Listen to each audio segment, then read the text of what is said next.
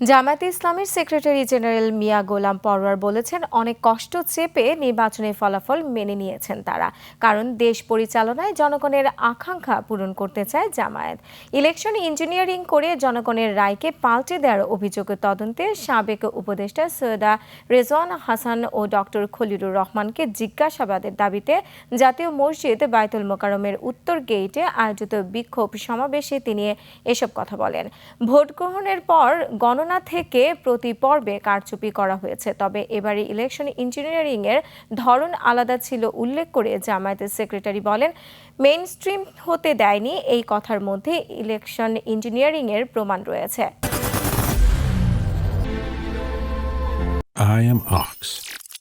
যারা election engineering এর সাথে জড়িত তাদের মুখোশ উন্মোচন করতে হবে।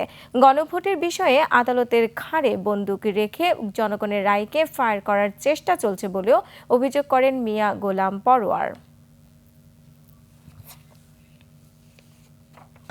ইলেকশন ইঞ্জিনিয়ারিং জোর করে হারিয়ে দেওয়ার অনেক কষ্ট বুকে নিয়ে আমরা নির্বাচনের ফলাফলকে মেনে নিয়েছি। কেন? আমরা দেশ পরিচালনায় জনগণের আকাঙ্ক্ষাকে পূরণ করতে চাই। জনগণকে আমরা সাথে থাকতে বলবো, সরকারের অভ্যন্তরে হোক, সাবেক উপদেষ্টাদের মধ্যে হোক, যারা ইঞ্জিনিয়ারিং এর সাথে যুক্ত থেকেছেন, যারা বিশেষ করে দলকে ক্ষমতায় আনবার জন্য অন্তর্বর্তীকালীন সরকারের ভেতরে থেকেও চেষ্টা করেছেন, বুকে হাত দিয়ে আল্লাহকে সাক্ষী রেখে আত্মবিচার করুন, আপনি বিবেকের দংশনে নিশ্চয়ই দংশিত হবেন।